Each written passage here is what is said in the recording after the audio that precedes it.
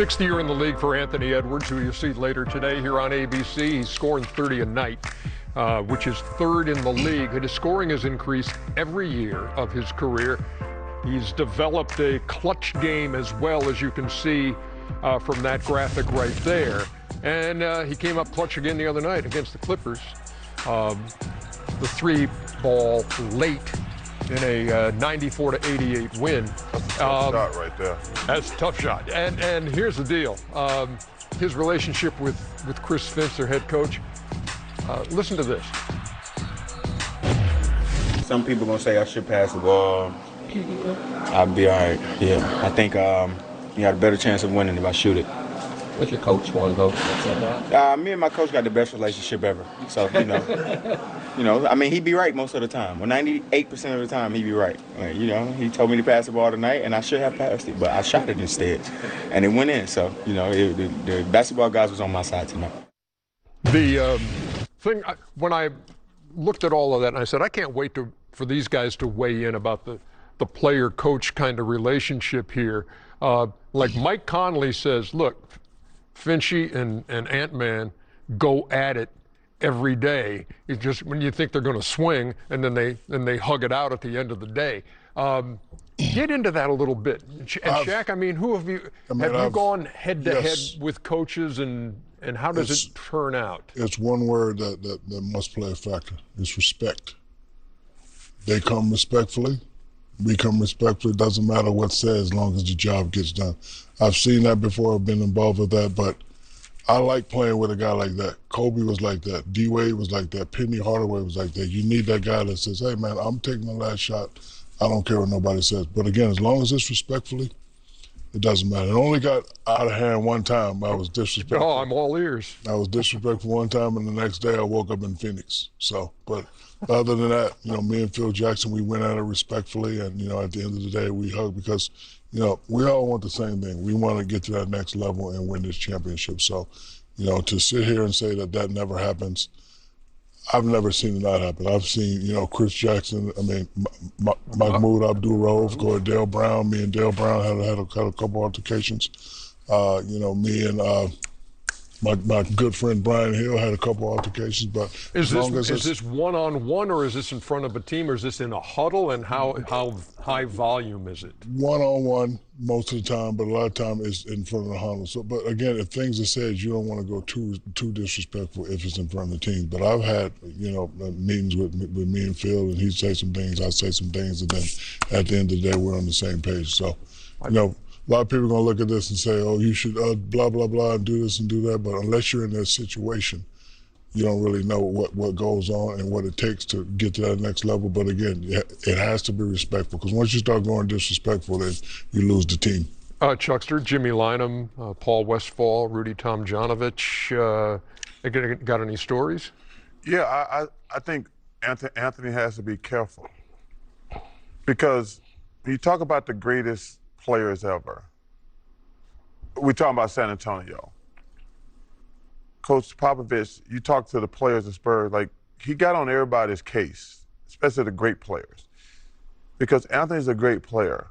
But if Anthony's not going to listen to the coach, he kind of handicaps the coach, because the other players are watching. Like, you let Anthony do stuff, you can't talk to me. I did the same thing Anthony did.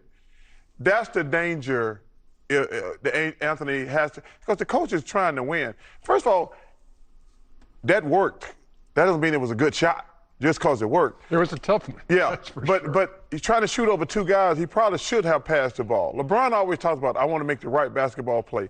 But the problem with Anthony has to be careful of, and this is the dangerous part, Ernie. Like, Ernie, let's say me, Shaq, and Jalen. You're the leader of our show. If Shaq do something and you let him get away with it, and me and Jalen do it, and you yell at us, we ain't gonna respect you. And the players are watching. That's the only problem with that situation. Like I say, Anthony's a hell of a player. But what's your personal experience with it in your career? As a coach, I understand what I did was wrong, but I understand it. Because Billy Cunningham's the best coach I ever played for. And like, that goes back to my point. Like, you can't yell at other guys because players all do the same thing. Other guys take bad shots too. But if I let Anthony take bad shots, I'm not saying that whatever, but I'm saying if Anthony take bad shots and I don't say something to him, if Jalen take a shot, and Jalen's in his feelings too, like Anthony took the same shot last game, you didn't say nothing to him. Yeah. I feel like what can't get lost is the responsibility of a great player. Like, these guys are Hall of Famers and two of the best that ever done it.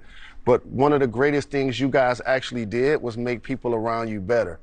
What Michael Jordan did for the modern era make people now believe the only way to show your killer instinct is to make the game-winning shot. And there are a lot of big-time plays that happen throughout the game that determine who wins or loses. And that was a low percentage shot he just took. And if that was game 7 of a playoff game and he would have missed that, he would have got criticized. And the other thing, I was never good enough to be in position like a Shaq to yell at a player because I would have got traded like you got traded when you did it. But I don't like to see those displays publicly because of what Chuck said. It shows a level of disrespect. Our families are watching, the audience is watching, the media is watching, and the other 14 guys are watching. And you just can't allow that to continue to be a trend, especially from your Chuck, question. If you're the guy, aren't you allowed to take those shots if you're the guy? But that's only a good shot because it worked. That's a bad shot. So Jimmy Johnson and Tony Dungy always talked about, I treat everybody fair. Herm Edwards said the same thing. I don't treat everybody the same. Right. He said, I treat everybody fair, but I don't treat everybody the same. Because there was a line, Jimmy Johnson one time, a kid fell asleep in a meeting, and Jimmy Jackson cut him. He said, I cut him because he fell asleep in the meeting. He said, what if it had been Troy, Emmett, or Mike Irvin? He said, I'd have woke them up. Because Shaq and Jalen, all players, stars get treated differently. Yeah. But a coach's responsibility is to treat everybody fair, but we don't treat everybody the same. Anybody who said we treat everybody the same, they're full of it. Yeah. There's a double standard. Minnesota and Denver later today, identical records of 37 and 23. Denver does hold the tiebreaker because they've won all 3 meetings over Minnesota this year. OG Anunoby and the New York Knicks, home in the Garden. Got a little Stephen A in him. Got a little. Is that Chris Gent? The evolution of Jalen's Fast Break Hoops, putting this on social the other day. 1994, 1 Jalen in the NBA. 28? 28 Jalen's in the NBA. Hey, and Jalen, don't make me take you on that Maury Povich show. Find out if you are the father. All time there were 29. There are 28 active right now. No active Chucks or Shaqs or Ernies. Well, anybody name their kid Ernie, that's just bad. Well, no, I don't think so. Hey, Ernie Grunfeld, Ernie Gregorio. That's 3. Jalen, you be in them streets, don't you, my boy? Say what? Nothing. Rest in peace to my mom, Jeannie Cassandra Rose. She created the name. Yep, there you go. Now has a 28 Jalen's, that's crazy. Love. That's there used to be a lot of Shaqs. I love the stuff that Jalen's doing in the community and stuff like that. But I told Jalen, we getting ready to start doing March Madness. His team, as NBA players, we don't have a lot of time to watch college basketball. The Fab Five was the first time we really started watching college basketball.